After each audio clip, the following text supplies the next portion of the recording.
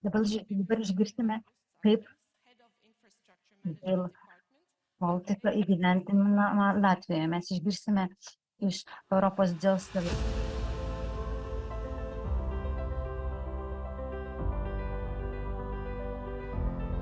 I joined the Rail Baltica project as part of the team that won the competitive tender for the design and build for the Riga Central Station project. And now we are designing and building for the last few years the central station in Riga. My role in the project is a design and quality manager, so I was in charge of getting the design fully completed, coordinated and approved for the Riga Central Station and the embankments next to it, as well as the bridge over Daugava River.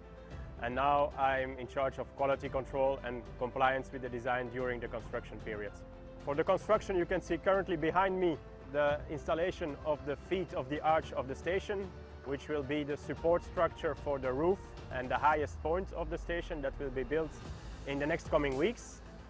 So we are starting a new construction phase in the project because we are starting the construction of the bridge over the Daugava River, which is the river going through Riga and which is a 1.3 kilometer long railway bridge that will be used for Rail Baltica operation.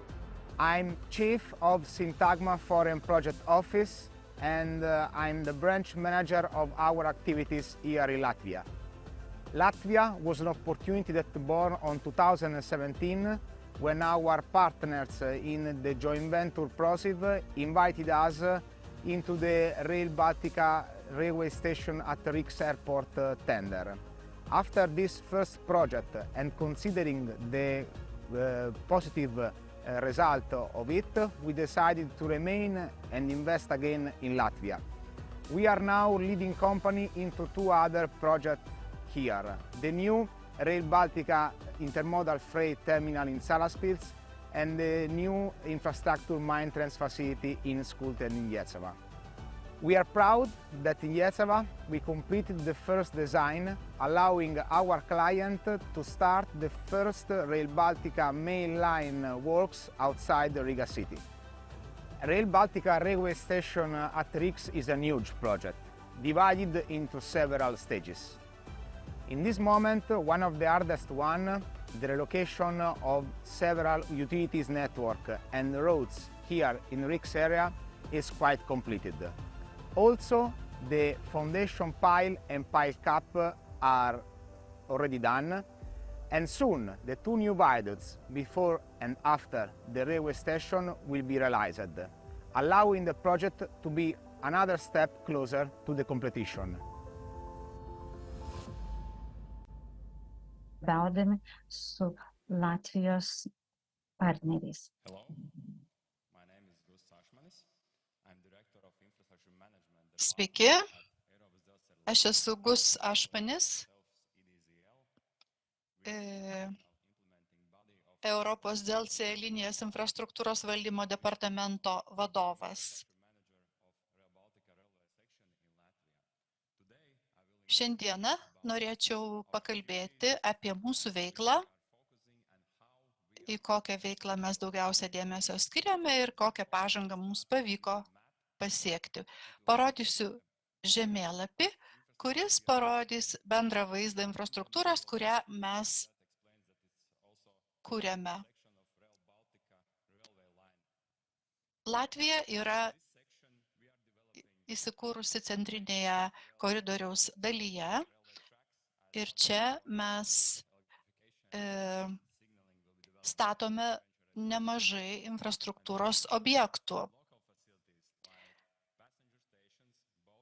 Taip pat keleivinių stočių, krovinių terminalų, taip pat techninės priežiūros centrų, taip pat operacijų kontrolės centrą. Norėčiau trumpai apžvelgti apie tai, kokią pažangą mums pavyko pasiekti tose veiklos srityse. Kaip matote, mums visiškai neblogai sekasi visose srityse. Aišku, nėra vienodai pasiekta pažanga, nevienodi etapai. Pirmiausia, noriu paminėti tarptautinės stotis,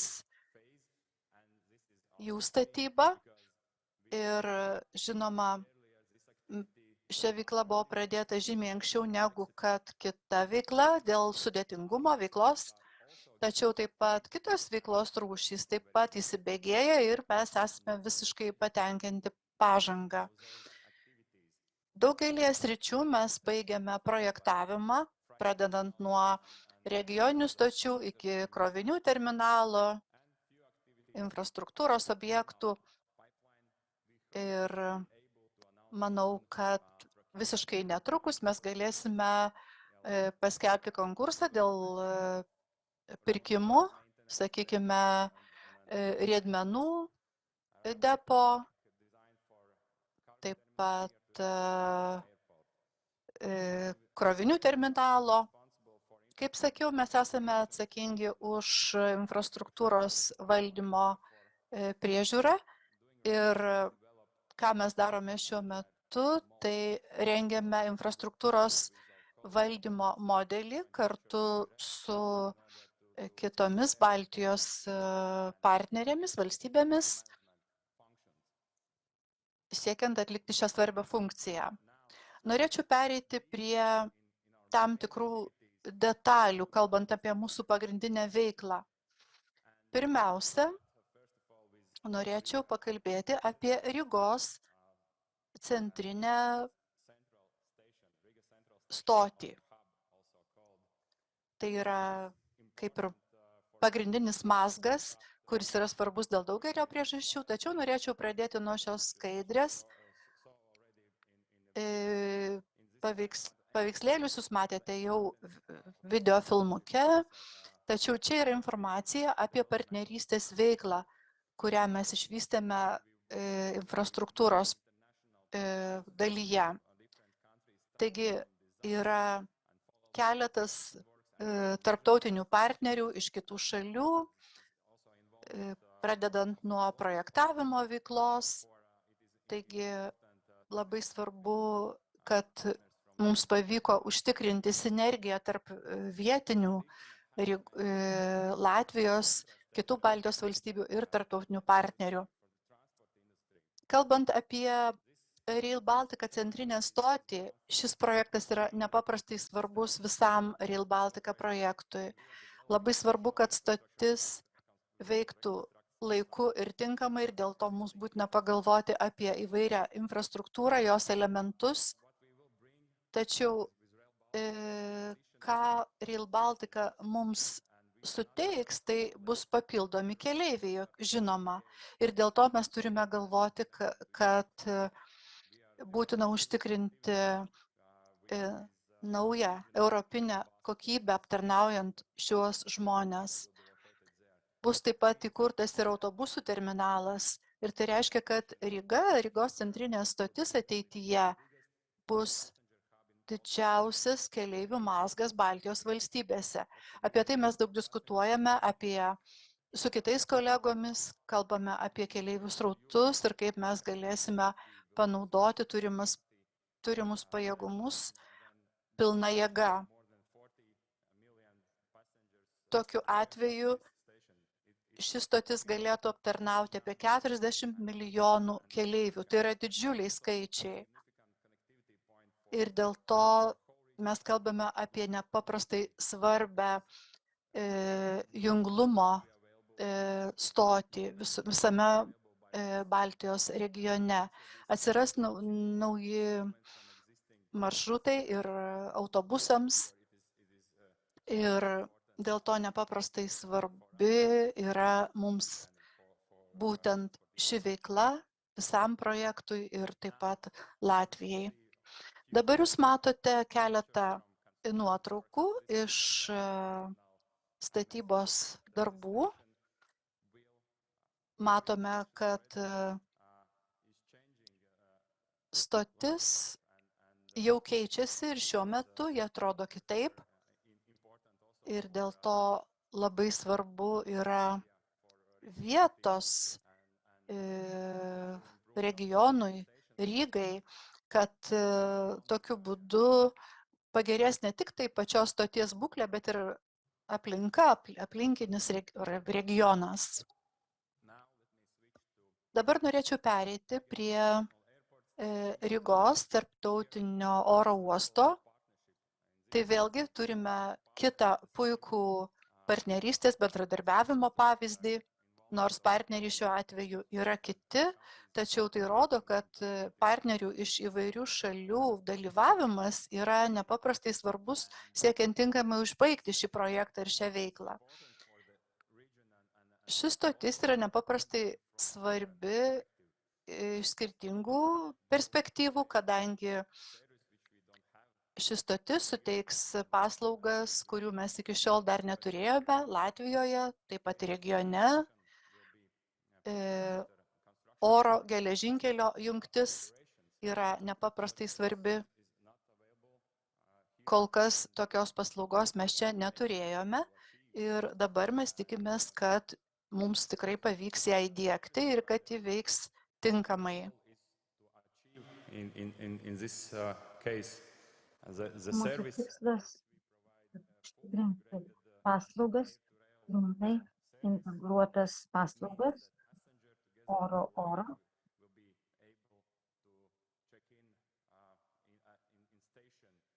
Ir galės atvykti į stotį ir šalia oro uostas.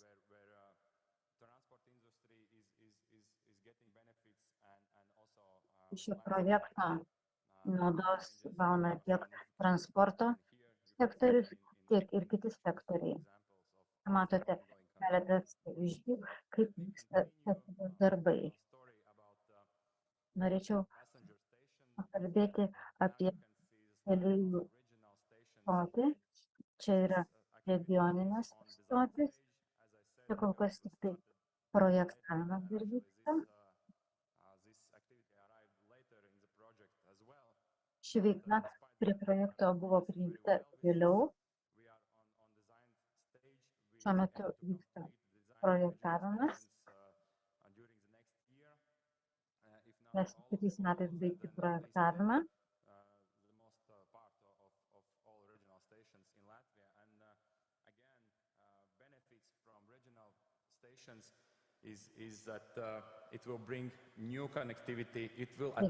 Atnaujinus regioninės stotis, užtikrins didesnį junglumą visoje šalyje.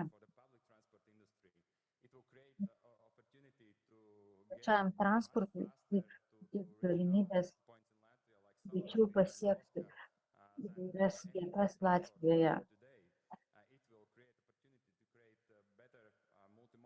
Darys galimybės multimodaliniam viešajam transportui, autobusų, traukinių saugumui.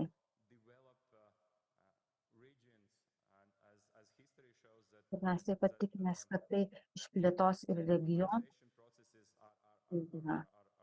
Istorija rodo, kad tokie projektai padeda atnaujinti regionus. Dabar norėčiau pakalbėti apie krovinių terminalus. Tai yra Salaspils intermodalinis krovinių terminalas.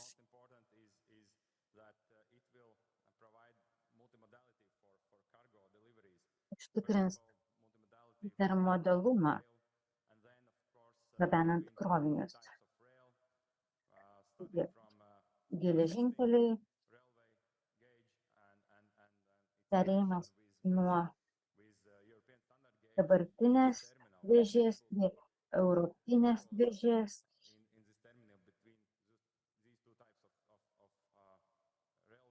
Šiame terminale bus galima gabenti krovinius abiem vėžėmis.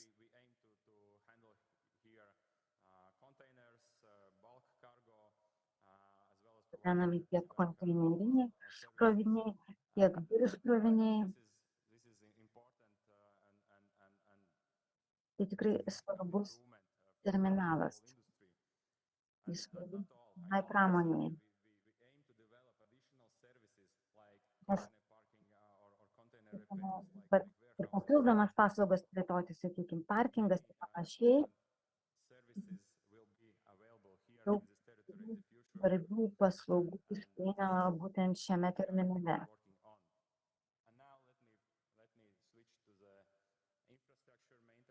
Dabar noriu pakalbėti apie infrastruktūros objektus. Šiuo metu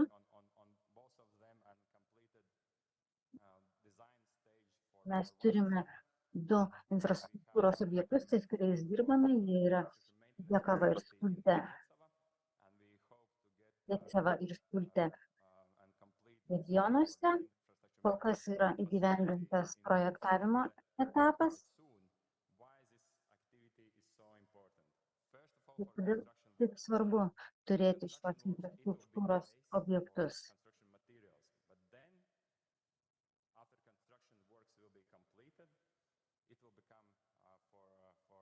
Main purpose for infrastructure maintenance facility where Kol vyko statybos, ten buvo laikomos statybinės medžiagos, o dabar jos taps svarbiomis infrastruktūros vietomis, sakykime, riedmenimis bus galima laikyti ir kitiems infrastruktūros poreikiams galima naudoti šios objektus.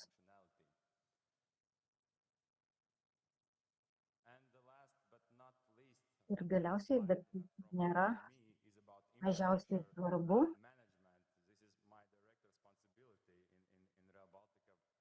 tai yra mano tiesioginė atsakomybė rezidentas Latvijos segmente.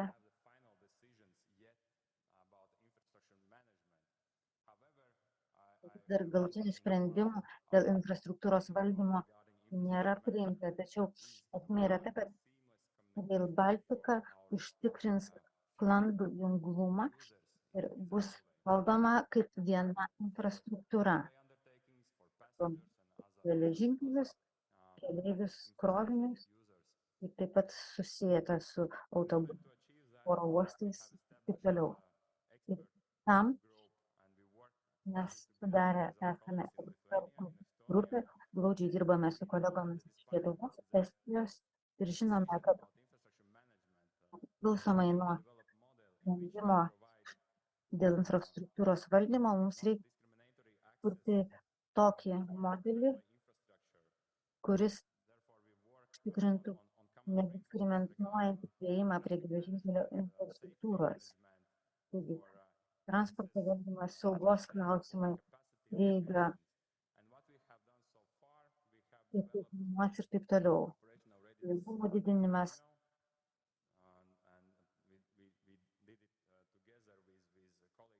Rengėme atitinkamą vadovą kartu su kolegomis. Taip, dėl tai buvo svarbu. Ir tame vadove yra nurodyta, ką reikia daryti, būtent valdyti Rail Baltica kaip infrastruktūrą.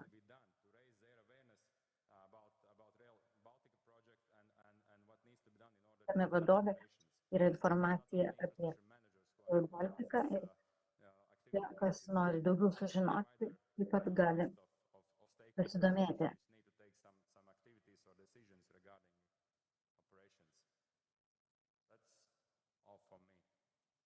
Taigi turbūt tiek iš manęs. Dėkui.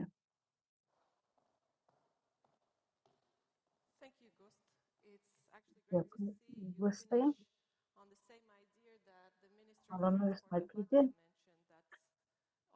Minėjote tai, ką minėjo ir Latvijos transporto ministras. Taip, būtent ta parengtis, operacinė parengtis.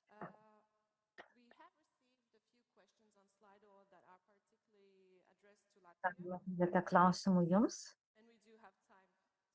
Turime šiek tiek laiko. Turime laiko Jums visiems.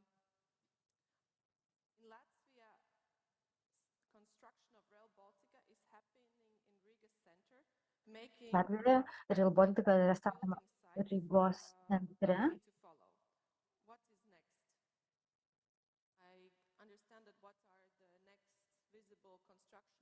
Ir mes, aišku, matome tuos darbus, o kokie darbai bus toliau. Nes čia minėjau.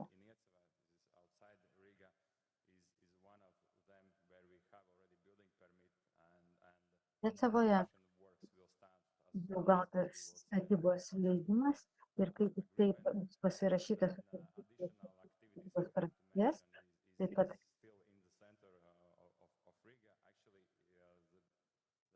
pačioje Rygoje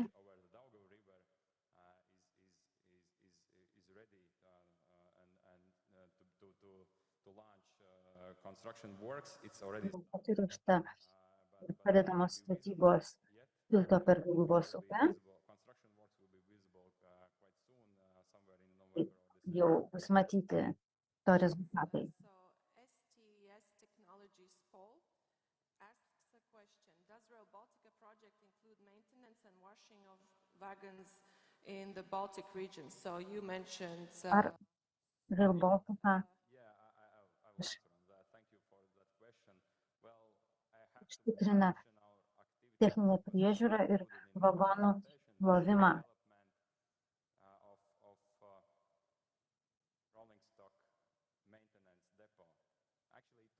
In one sentence, but let me give more details. Currently, we are working on engineering on that activity. We want Vagonų priežiūros depas ir atitinkamai ten bus prižiūrimi vagonai. And then, of course, this Depas. depot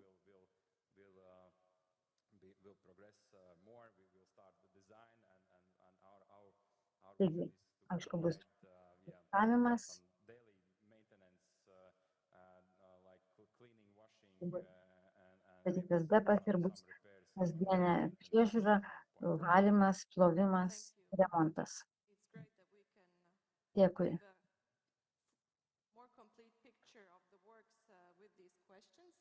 Geri, kad klausimai mums padeda dar labiau atskleisti. Is not specifically addressed to Tema. Latvia, but you Dar addressed vienas this klausimas. yourself, this air rail connection. So will Oras, Riga geležinkelis. be the only airport Ar- connected to Rail Baltica? What about Tallinn Airport as well as Ar tik Rygos oro uostas bus sujungtas su Rail Baltica, o kaip Talinas ir kiti oro uostai? My colleagues also can comment in Ar mano kolegos galės pakomentuoti? as we are focusing is, of course, my main priority is focus on Riga International Airport, and as far as I know, other stations near to airports are not so close. Yeah, it's maybe our Kaip mes colleagues. žinome, galbūt kitur geležinkelio stotis nėra taip arti oro uostų.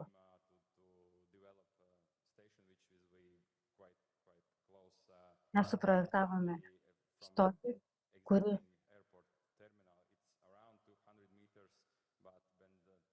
maždaug 200 metrų iki oro uosto terminalo. Tai tiesiog bus kaip vienas mazgas. Model regarding service facility operations in the station in order to provide seamless. Taigi mes siekiame užtikrinti paslaugas keleiviams be sutrikimų, būtent Rygos tarptautinio oro uosto sistemoje. Taigi integracija tarp oro ir geležinkelio jungtis yra turbūt unikali tiesa ir reikia tikėtis, kad Rail Baltica užtikrins tą jungtį. Na, Rygos oro uostas yra artimiausias, žiūrint į infrastruktūros išdėstymą, kur yra stotis, kur yra oro uostas. Ir vienas papildomas dalykas tai yra paslaugos užtikrinimas, plėtojant oro uostą. Mūsų tikslas yra užtikrinti pilną integruotą paslaugą, kad keleiviai galėtų užsiregistruoti stotyje, taip pat įregistruoti bagažą.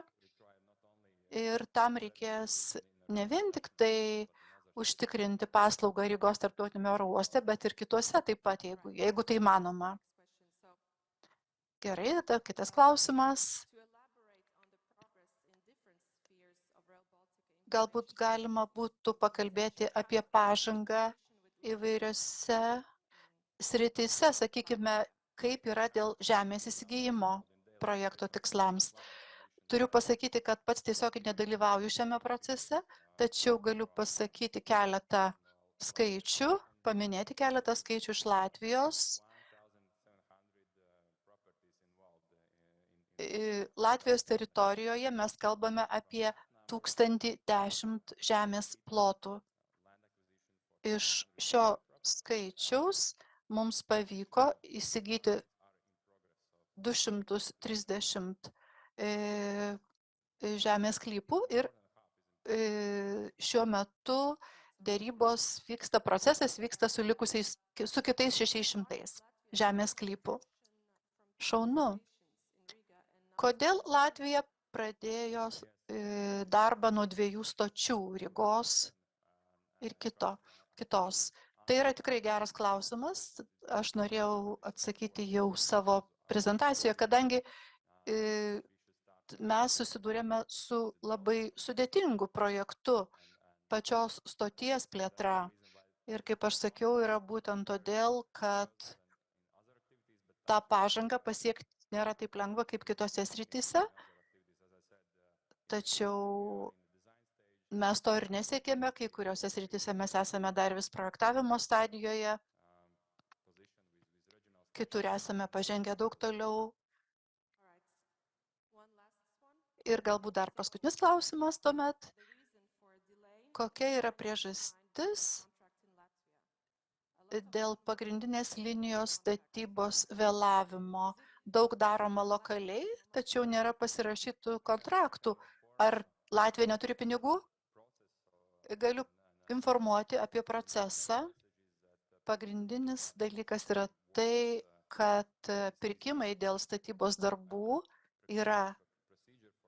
procedūros yra baigtos ir dabar mes jau laukiame, kada bus pasirašyti kontraktai ir tai bus padaryta artimiausioje ateityje. Ačiū Jums, ačiū už atsakymą į klausimus.